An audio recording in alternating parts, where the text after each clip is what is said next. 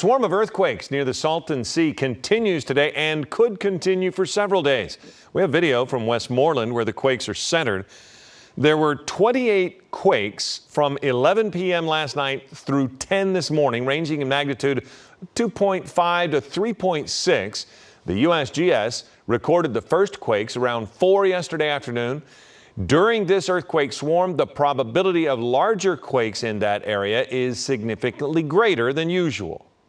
When you have a swarm like this, well, like I say, when you have a lot of earthquakes, you tend to have a lot of earthquakes, but it doesn't make it more likely to trigger somewhere else, right? So like this doesn't make us worry about the San Andreas Fault. It's too far away. Dr. Jones adds the zone is a common source of swarms, and this is one of the largest ever. The shaking was also felt in San Diego and Riverside counties, but so far, no reports of damage in those locations. Well, as if the year 2020 wasn't already shaking everyone up enough already, this swarm of earthquakes hit the Milpitas, North San Jose area just this morning in the hills east of the city. But these small quakes have really been going on for more than a month. I was sitting on them bricks right there, and I just felt a little jolt. Jeff Geo says he felt the strongest of this morning's Milpitas quakes at just after 9 a.m. Another guy was right here, and I go, "You feel that?" And he goes, "Yeah," but it was only a second. I mean, it was just over as quick as it happened. The U.S. Geological Survey says a 2.7, a 2.9, and a 3.3 all hit between 8:16 and 9:02 a.m. Two more small quakes hit the area on Sunday. The epicenter for all of them was the Calaveras Reservoir, which sits along the Calaveras Fault in the hills east of Milpitas. The Calaveras Fault in particular has fairly frequent what we call earthquake swarms. These are sets of events that are relatively low magnitude, where you get lots of events happening over a period of days to weeks. Today's quakes come after about 20 small quakes since mid-August. One theory has to do with the makeup of the ground along the fault. So for example, if you have really weak material, almost like talcum powder, then you can get the fault moving, sort of creeping along slowly instead of being stuck and having larger events. It wasn't the size, but the frequency of the quakes that caused Milpitas to trend on Twitter, with users like Kayla saying she hasn't slept. Well, it's just in California. It is what it is. Other residents are hoping the small jolts will take the place of a bigger quake, but then again, they say this year anything can happen. 2020's been rough already, so it's going to be another curveball thrown at us. In Milpitas, Len Ramirez, KPIX5.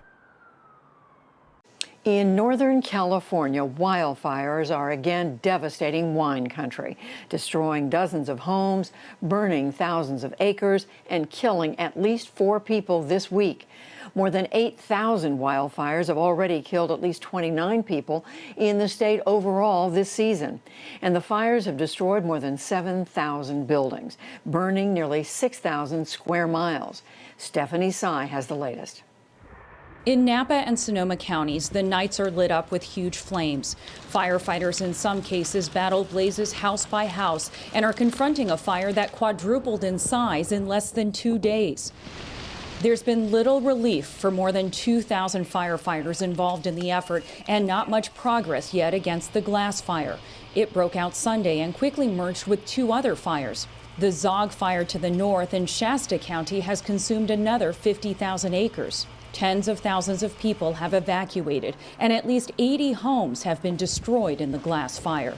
It's a very sobering thing to find out that all you've worked for and all that your parents have worked for in a moment is gone. We lose our home. Home where we go and where we get together. Some residents have stayed to try and save their homes. Today, authorities warned evacuees not to return too quickly. I just want to remind people that the evacuated zones are dangerous. There is still active fire. There are trees falling without warning. There are power poles that are down, wires on the ground. Some, like Laura Colgate and her husband, have been fortunate. Their home survived, but their neighbors have not been so lucky. It was so surreal, and we had no idea the house was still there. So when we drove up and saw the house, we were kind of like, oh my God, this is a miracle. But just looking at everything else, none of the neighbors were left. The lady across the road here, gone. All of these people's things were gone. I mean, it was just like pure devastation. Sonoma and Napa communities already have been grappling with major wildfires this summer. This is a slow-moving, creeping fire, if you will, at this point, but it is literally on our doorstep. That's Chris Canning, the mayor of Calistoga. His entire city of 5,000 residents is under mandatory evacuation. He says the winds have died down. No wind is good, but no wind is also bad because it doesn't allow the smoke to clear, which doesn't allow air tanker support to come in at this point. Talk about the fire behavior you're seeing. Is there anything any more concerning about this year's season than last year's or 2017's? I mean, the last 4 years have all been bad. They have, and every year, unfortunately, seems to get worse and worse, and we're setting new records.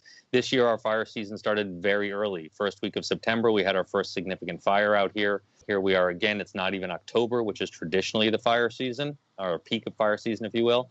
And these fires are faster, larger. This part of Northern California suffered devastating personal losses and property damage back in 2017. And we turn now to the west, where at least 30 people have now lost their lives in those deadly wildfires. Firefighters are trying to get them under control before dangerous winds return to Northern California. Zoreen Shah is in Napa with more. Zoreen, good morning.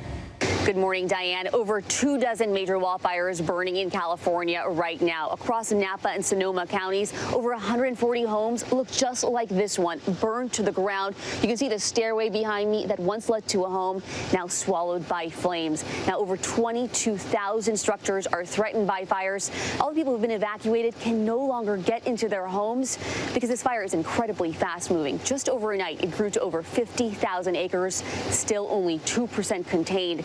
200 miles north of us in Shasta County, the Zog fire took the lives of 4 people just this week, bringing the total number of lives lost in California to 30 people just this year. Now, that fire also over 50,000 acres large, only 7% contained, and now... Yeah, mighty new weapon. Firefighters hoping this will make a big difference in firefighting efforts here in Southern California. They are dubbing this the biggest helitanker in the world, and they've given it a very unique name. Are you ready for it? They're calling it the Very Large Helitanker, something easy for people like me to remember. Here's an example of what it can do.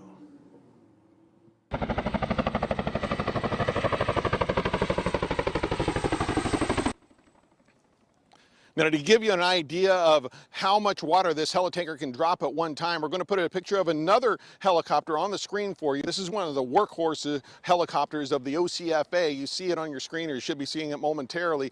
That helicopter can drop about 350 gallons of water on a fire at a time. This very large helitanker can drop about 3,000 gallons of water on a fire at one time. It's more comparable to one of those fixed-wing 737 tankers we've seen fighting fires, and if you're going to make that comparison, the helicopter version does have an advantage. The glass fire was far from finished this morning as it continued its destructive march through parts of Napa County, much of it along Silverado Trail. And this whole neighborhood was engulfed. We got out of here about 2:45, and it was like a firestorm. There was fire on both sides of the street. The school here was burning down. The houses here all around were engulfed in flames. The school is Foothills Adventist Elementary. A main building was completely destroyed. Like so many before it, the wind-whipped glass fire seems random in its destruction, leaving some buildings in ruins, like the Chateau Boswell Winery, while others, like this historic home on Glass Mountain Road, are completely unscathed. The fire got extremely close. Abner Castanon considers himself among the lucky. He manages and lives at the Elms Haven home, more than a century old, located in the shadow of Glass Mountain, where the fire started Sunday morning. I'm feeling that an angel must have been hovering over here, guarding this place, and kept it from burning. I don't know what else to think. When everything else around us burned and this property here survived. And this is one of those buildings that did not survive. Again, it looks to be a main building of sorts here at the Foothills Adventist Elementary School. This is the Deer Park neighborhood. Technically, it's still a St. Helena address. And I can tell you, unfortunately, there are a number of homes. We counted probably up to about 50 in this neighborhood that have burned. Record rainfall in the mountainous region that joins France and Italy has threatened lives, homes and infrastructure. Storm Alex, as it's known, swept across southeastern France and into northern Italy, causing rivers to burst their banks and violent flooding on both sides of the border. This was Roquebillière on the outskirts of Nice. It's said to be the worst flooding in the area in more than a century. In the coming days and weeks, there will be a massive mobilization in this mountain region, which has just experienced devastation without compare and without precedent in the past 100 years. Roads and bridges were destroyed, high-altitude communities isolated, with rising numbers of missing and injured. All the valleys collapsed in one go, so we don't have a road left to take us back home. It's blocked on both sides of the road. No electricity, nothing. Further up, they're out of tap water. There were many elderly people who needed help to be given shelter. Lives have been lost. In Italy's Alpine Val d'Aosta region, a firefighter was killed during a rescue operation. In Vercelli province, another body was found. And the toll could well climb, with the equivalent of 4 months of rain falling in just 24 hours. Jonah Hull, Al Jazeera.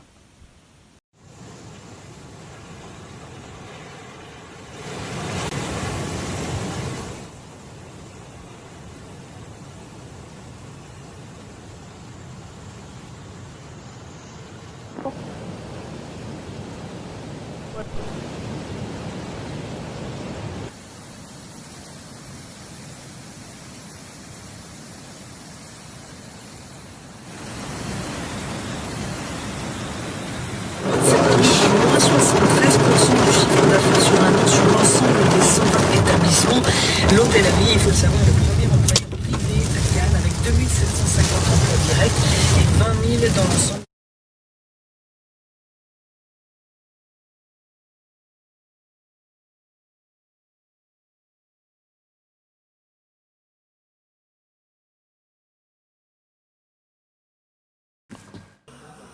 Dawn breaks over a battered Stepanakert. Nagorno-Karabakh's main city had taken rockets fired by Azeri forces during the night. When I got out of my house, 5 or 10 minutes later, boom, an explosion. Luckily, there was no one from my family home. I'm lucky to be alive. It marks the 7th day the worst fighting since 1994 has erupted between the Armenian-backed separatist region and Azerbaijan. War broke out between Yerevan and Baku as the Soviet Union collapsed, ultimately killing 30,000 people. And Nagorno-Karabakh declared itself independent, something no nations yet recognized. Now both sides are resorting to violence once more. The enemy continues to violate all the written and unwritten laws of war, striking inhabited areas deep in the back lines. Today, these civilian areas have come under artillery fire, including rocket fire at civilian targets in the capital, Stepanakert. The international community has repeatedly tried to bring both sides to the negotiating table, so far to little avail. Yerevan stated on Friday it was ready for talks, but for Baku, there's only one way to stop the fighting. If Armenia wants to see end of this, escalation of the situation, it's ball in the court of Armenia. Armenia must end its policy of occupation. Enough is enough. What's more, Azerbaijan can count on Turkish support. Ankara supports its claims on the region and has been facing accusations of bringing in Libyan and Syrian militants to back up Azeri troops, as the threat grows daily of other regional powers being drawn into the renewed conflict.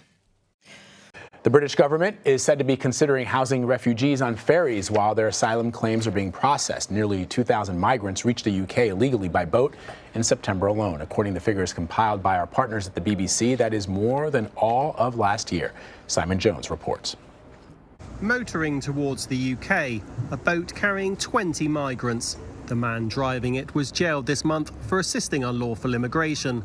But with record numbers of people crossing the channel by boat, the National Crime Agency says too many are falling victim to immigration crime.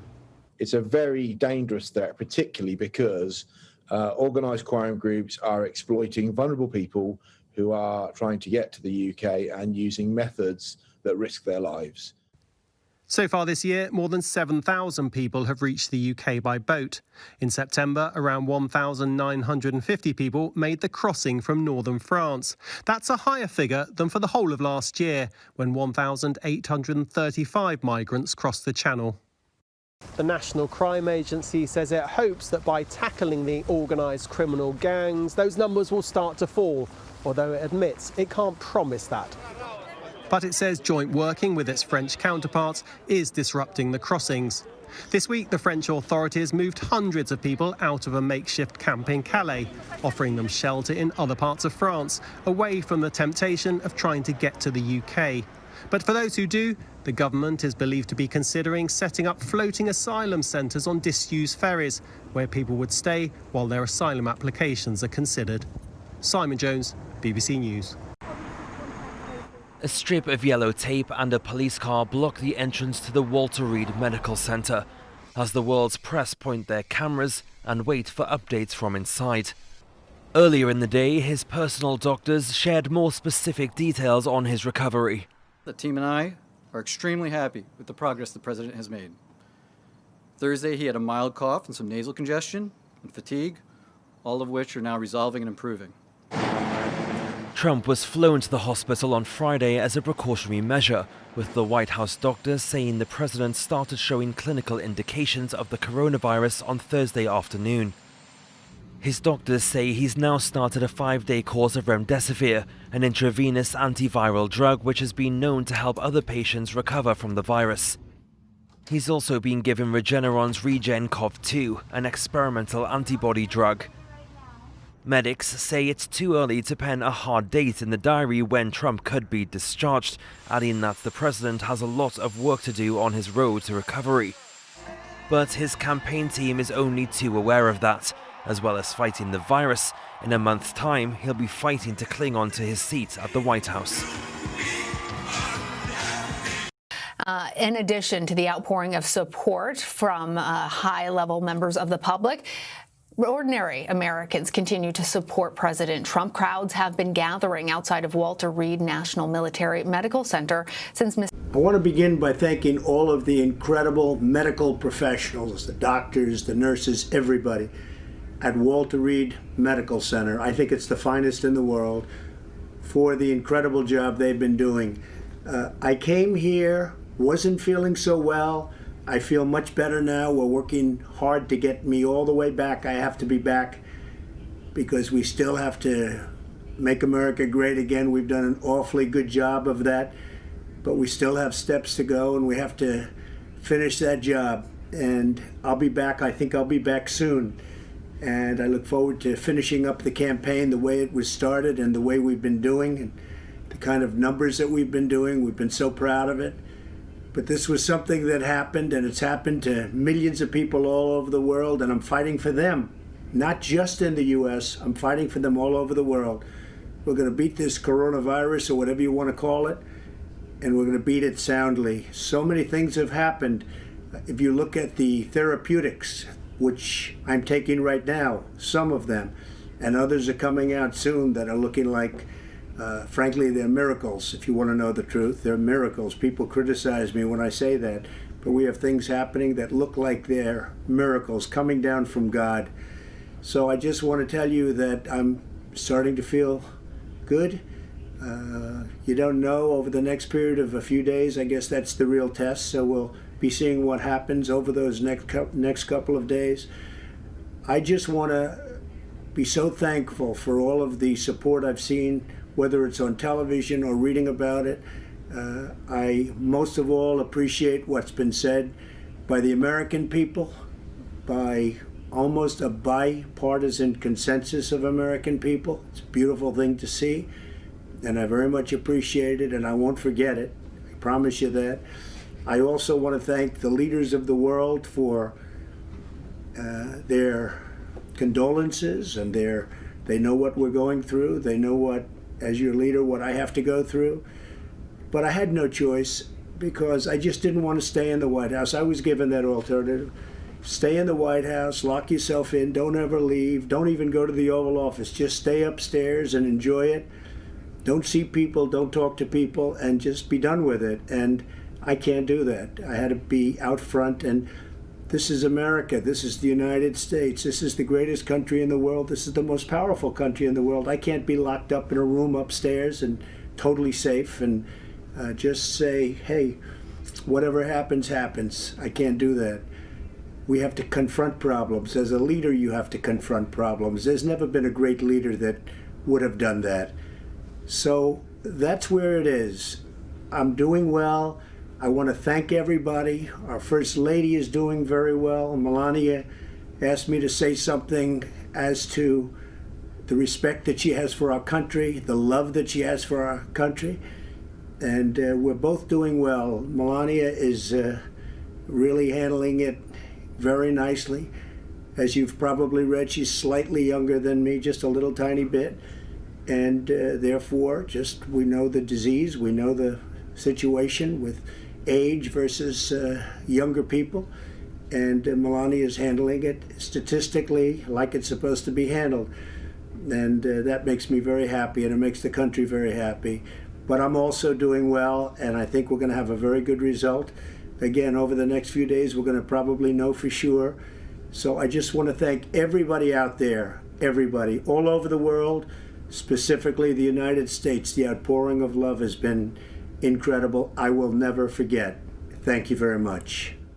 Joining us now is Eliza Collins, political reporter for the Wall Street Journal. Eliza, good afternoon. Thanks for being here. So what does this mean for the confirmation process, having the president in the hospital? And what exactly happens next with all of this just weeks from Election Day? Well, it's a mess.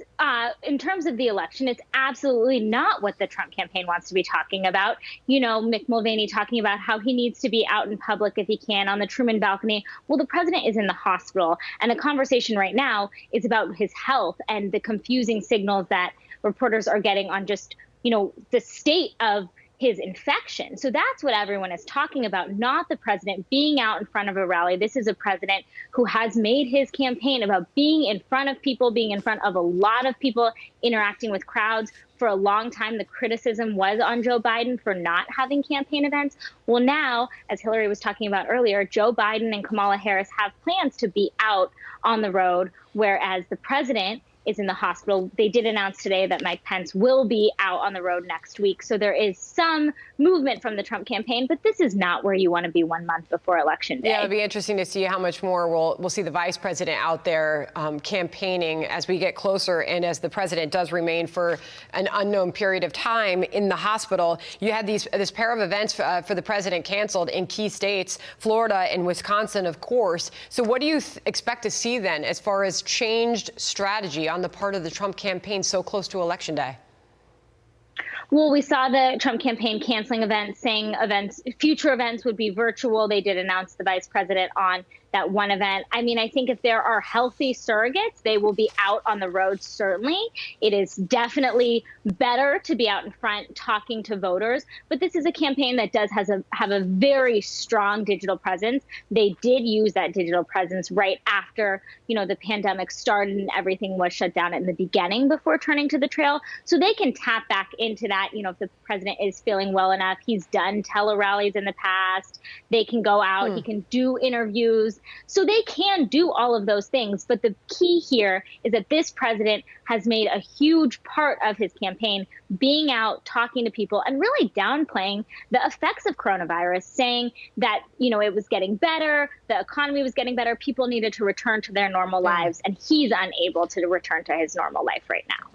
We hope the best. We'll see what the coming hours and days look like for the president. Meanwhile, there's questions over what this means for the confirmation process, obviously also crucial to the election of Amy Coney Barrett. The New York Times this morning, Trump's diagnosis imperils quick Supreme Court nomination timeline. Senator Rick Scott doesn't think so. You mentioned the virtual nature of just about everything these days. He said there's no reason that we can't go forward with this. Listen. So since March, we've been hosting our hearings by WebEx. You can either show up in person and social distance, which is what we do. We're in big rooms and we're not close to each other, or you can do it by video. So there's no reason we can't continue to do that. So I don't think this is going to upend anything. Senator Mitch McConnell said today he plans to keep the Senate out of session due to health concerns, but this can go forward. So what does happen next? Final thoughts. Well, at this moment, you said the majority leader said that in-person voting is canceled, but the hearing starting October 10th will go forward, or October 12th. I'm sorry. At this moment, they're going forward, but, there could be further positives coming up. I mean, this is for the hearings. This is not for voting in person. So we just have so many unknowns. At this moment, it's on. But Eliza I think Collins. there are a lot of questions. Eliza, thank you from the Wall Street Journal for us this afternoon. Thank you. With the news of Donald Trump testing positive for the coronavirus, come huge questions over the fate of his second-term bid and the last few months of his current mandate. Under the 25th Amendment, if Trump were too incapacitated to be president, he could ask Vice President Mike Pence to take over. If Pence were unable to take the reins, then according to the Presidential Succession Act, the Speaker of the House of Representatives and Democrat Nancy Pelosi would assume the role of president. While this would pose a massive headache for government, the US is not unaccustomed to a transfer of power scenario. Back in 1985, for example, Ronald Reagan, while undergoing surgery, made his vice president, George H.W. Bush, acting president for 8 hours. If Trump were unable to stand in the upcoming elections, the Republican Party would need to hold a vote to designate a nominee. The Republican Party has a national committee, and they have a procedure to replace a candidate who gets ill or dies. And in all likelihood, that would be the Vice President Mike Pence. But they would go through a vote. Early votes would further complicate things were Trump to withdraw his candidacy. Millions of ballots have already been sent out. Experts say the Republican Party could change the name of the candidate with a court order, but with time already running out, this would be difficult to secure. The US is legally obligated to hold elections on the 3rd of November this year. A vote to change this would unlikely pass through the Democratic-controlled House of Representatives. However, rescheduling the election would be the first of the House's woes in this scenario. Under the Constitution, President Trump's 4-year term comes to an end on the 20th of January, 2021.